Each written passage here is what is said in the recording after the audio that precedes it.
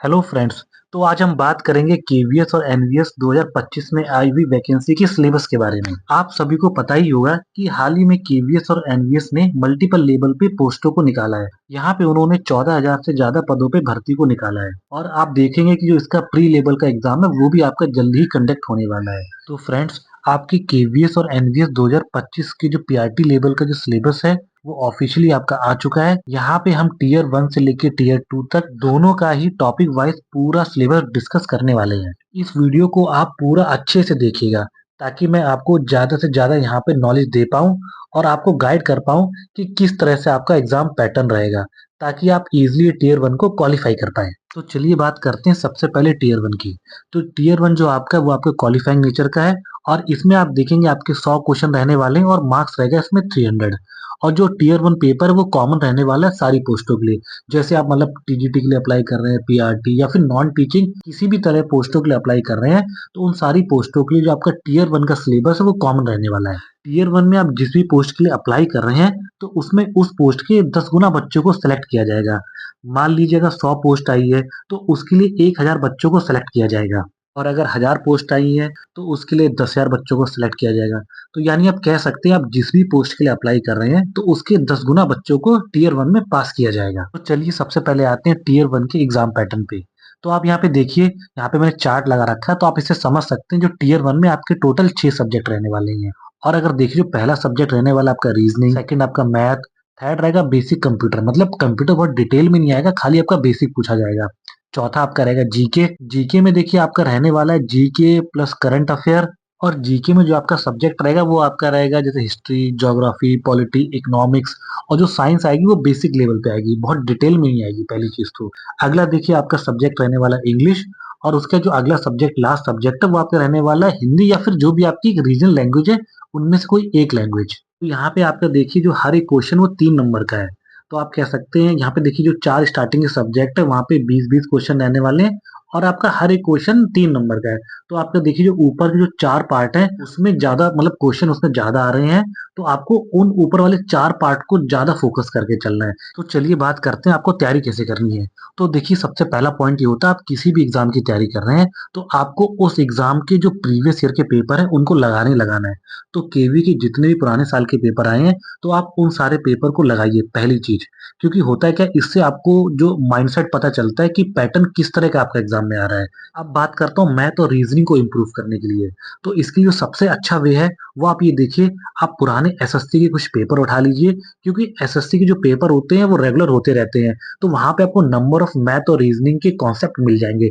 तो आप वहां से अपना मैथ और रीजनिंग अच्छा कर सकते हैं।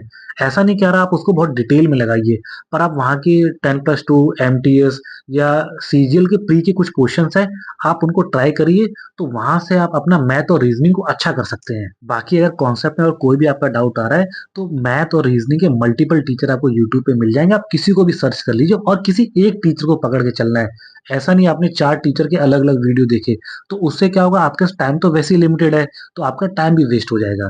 तो आप किसी एक टीचर को देखिए और बहुत डिटेल में मत देखिए, क्योंकि आपके क्वेश्चन बहुत कम है यहाँ पे। तो आपको बेसिक बेसिक कॉन्सेप्ट समझने हैं हर टॉपिक के, ताकि आप उन क्वेश्चनों को इजीली कर पाएं। अब बात करते हैं जीके पे। देखिए जीके का मुझे जितना आइडिया है तो मैं आपको बताता हूँ कि आपको जीके बहुत डिटेल में नहीं पढ़नी है। सबसे बेस्ट सोर्स होता है जीके का वो होता है आपका लूसेंट। तो आप लूसेंट को अच्छे से पढ़ लीजिए और कोई भी एक करंट अफेयर के लिए यूट्यूब पे कोई एक टीचर सर्च कर लीजिए और आप उसके पुराने 6 महीने के करंट अफेयर को देख लीजिए। सिर्फ आपको इतना ही करना है। जीके के बहुत डिटेल में मत जाइएगा और बहुत सारे टीचर को सर्च मत करिएगा। आपको बस यही करना है, सबसे पहले देखिए आपकी केवी में जीके में कौन कौन से टॉपिक आ रहे हैं, उन सारे टॉपिक को लूसेंट से कवर कर लीजिए। प्लस करंट अफेयर को देख लीजिए। क्योंकि अगर आप बहुत ज्यादा पढ़ेंगे तो उसका कुछ फायदा नहीं है। और प्लस अगर आप बहुत जगह जगह सर्च करके बहुत सारे टीचर को पढ़ेंगे उससे भी कोई फायदा नहीं होने वाला है। क्योंकि आप देखेंगे जो बच्चे लिमिटेड पढ़ते हैं और प्लस उसको मल्टीपल टाइम रिपीट करते हैं उनका ही सिलेक्शन सबसे ज्यादा होता है। तो यहाँ से आपको 2 चीज समझ में मिलेगी। पहली चीज तो ये कि आपको अपने सिलेबस को मतलब शॉर्ट आउट करना है कि आपका कितना एग्जाम में सिलेबस आने वाला है और उस सिलेबस को मल्टीपल टाइम रिपीट करना है। तो आप ये समझिए, ऐसा नहीं आपने 2 बार लगा लिया आपका सिलेक्शन हो गया। आपको हमेशा उस टॉपिक को मल्टीपल टाइम प्रैक्टिस करना होगा और प्रैक्टिस आप तभी कर सकते हैं जब आप अपने सिलेबस को शॉर्ट कर पाएं। ऐसे नहीं आप सब कुछ पढ़ते चले गए तो आप एग्जाम के टाइम में अपना रिवीजन कर ही नहीं पाएंगे। तो आप समझिए वैसे आप रेस से बाहर हो गए। बाकी आप देखेंगे कंप्यूटर कंप्यूटर के यहाँ 20 क्वेश्चन आने वाले हैं। तो आप देखिए अभी एसएससी में भी कंप्यूटर स्टार्ट हो गया, तो आपको कई सारे यूट्यूब पे टीचर मिल जाएंगे जिन्होंने कंप्यूटर को डिटेल में पढ़ाया है। तो वहां से भी पढ़ सकते हैं, ना कोई आप बुक परचेज कर लीजिए कंप्यूटर के लिए एग्जाम रिलेटेड। तो वहां से आपको कंप्यूटर की नॉलेज मिल जाएगी, बस आप उतना ही पढ़ के जाइएगा। सबसे बेस्ट यही रहेगा कि आप लूसेंट की बुक ले लीजिए कंप्यूटर एग्जाम के लिए, क्योंकि कंप्यूटर की अलग से बुक आती है लूसेंट की, तो वहां से आपके सारे टॉपिक कवर हो जाएंगे। इतना जो है आपके लिए मोर देन इनफ रहेगा कंप्यूटर के लिए। आप इसके अलावा कुछ भी मत पढ़िएगा। अगर आपने लूसेंट की बुक ले ली है तो सिर्फ आप उसको ही पढ़िएगा, उसके बाद आप कुछ भी मत देखिएगा। पता चला आप और सोर्सों पे जाने लगे तो आप ये समझिए वेस्ट है आपके लिए। और आप फ्रेंड्स साथ ही साथ मतलब आपको टीयर वन के साथ टीयर टू को भी थोड़ा थोड़ा प्रिपेयर करता रहना पड़ेगा। ऐसा नहीं आप टीयर वन पे पूरा फोकस करते रहे और टीयर टू को देखा ही नहीं आपने, तो ये भी आपके लिए मतलब नुकसानदायक है। तो आप कोशिश करिएगा थोड़ा टाइम टीयर टू को भी दीजिए, ताकि अभी से आप टीयर टू के लिए भी अपने आप को प्रिपेयर कर पाएं। अब बात करते हैं आखिरी 2 सब्जेक्ट इंग्लिश और हिंदी के बारे में। तो देखिए इंग्लिश और हिंदी में 3 तरह के पार्ट आपके रहते हैं, जहाँ से क्वेश्चन आपका पूछा जाता है। पहला पोर्शन रहता है ग्रामर, सेकंड रहता है आपका वोकैब्युलरी और थर्ड रहता है अनसीन पैसेज। तो चलिए सबसे पहले बात करते हैं अनसीन पैसेज पे। तो अनसीन पैसेज के लिए आपको कुछ नहीं करना है, आप कोई भी न्यूज़पेपर ले लीजिए, आप उसको रीड करिए नॉर्मली, या फिर आप कोई भी बुक ले लीजिए, वहाँ से अनसीन पैसेज की प्रैक्टिस करिए। क्योंकि इसके लिए कोई फॉर्मूला तो होता नहीं है। आपको देखिए अनसीन पैसेज में 2 ही तरह से होती चीज़ें, या तो आपकी रीडिंग हैबिट अच्छी होनी चाहिए और प्लस आपकी वोकैब अच्छी होनी चाहिए। अगर दोनों चीज़ें आपकी ठीक हैं, तो आप अनसीन पैसेज को करके ले जाओगे। बस आपको रीडिंग हैबिट अपनी ठीक करनी है, मतलब आपको समझ में आना चाहिए कि पैराग्राफ क्या कह रहा है। तो रटने से यहाँ काम चलने वाला नहीं आपका, कि आप रट लो और आप चीज़ें ठीक कर लो। आपको पढ़ना ही पड़ेगा, पैराग्राफ पढ़िए, कुछ भी पढ़िए, मतलब आर्टिकल पढ़िए या फिर फ़ोन में कुछ पढ़ते रहिए। तो जितना आप पढ़ेंगे उतनी आपकी अंडरस्टैंडिंग बनेगी इंग्लिश से। चलिए ये तो हो गया अनसीन पैसेज की बात।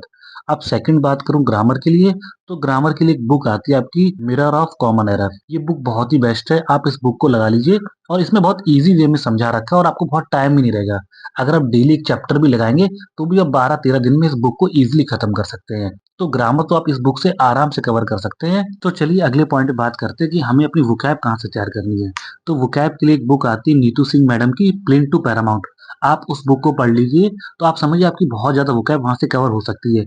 और सबसे अच्छी बात उस बुक की ये है कि उसमें बहुत ज़्यादा वोकैब नहीं दे रखी है। आप ये समझ के चलिए वहाँ पे आपके वन वर्ड भी अराउंड 500-600 होंगे, एंटोनिम्स, सिनोनिम्स, इडियम फ्रेजेस, सबके 400-500 वहाँ क्वेश्चन मतलब मिल जाएँगे आपको। और प्लस आपको वहाँ पे पीछे प्रैक्टिस सेट भी मिलेगा उनको सॉल्व करने के लिए एमसीक्यू फॉर्म में। तो आप ये समझिए वहाँ से आप कम टाइम में अपना ये चारों सेक्शन को कवर कर सकते हैं। बाकी अगर आप कोई और बुक लेंगे, जैसे ब्लैक बुक आती है वोकैब के लिए, एसएससी प्रिपरेशन करने वाले स्टूडेंट के बीच में ये बुक काफ़ी पॉपुलर है और यहाँ से आपको काफ़ी अच्छा खासा वोकैब पोर्शन देखने को मिलेगा। लेकिन अभी मैं इस बुक को इसलिए रिकमेंड नहीं कर रहा हूँ, बिकॉज़ अभी आपके एग्ज़ाम में टाइम बहुत कम है और टाइम को देखते हुए प्लेन टू पैरामाउंट जो बुक है वो आपके लिए बेस्ट रहने वाली है। अगर फ्रेंड्स आपने इतना कुछ कर लिया तो आप ये समझ के चलिए आपका एग्ज़ाम प्री निकल जाएगा, आपका प्री कोई भी नहीं रोक सकता है। साथ ही साथ आप मतलब चाहें तो मॉक भी ट्राई कर सकते हैं। मॉक का सबसे अच्छा रूल ये रहता है कि आपको पहला सिलेबस कंप्लीट होना चाहिए, उसके बाद ही मॉक लगाना चाहिए। तो अभी टाइम कम है तो आप ऐसा कर सकते हैं कि जैसे आपने 10-12 दिन पढ़ा, तो आप महीने में 12 दिन 15 दिन बाद एक मॉक ट्राई कर सकते हैं। तो उससे आपको आइडिया लग जाएगा आपके कौन से टॉपिक ज़्यादा वीक हैं। तो जो भी टॉपिक आपका वीक है मॉक में समझ में आ जाता है, तो आप जाके उस टॉपिक को अलग से देख सकते हैं।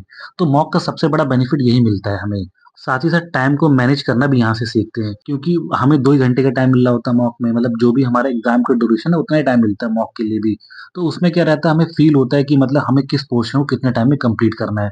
तो मॉक का एक ये भी बेनिफिट मिलता है।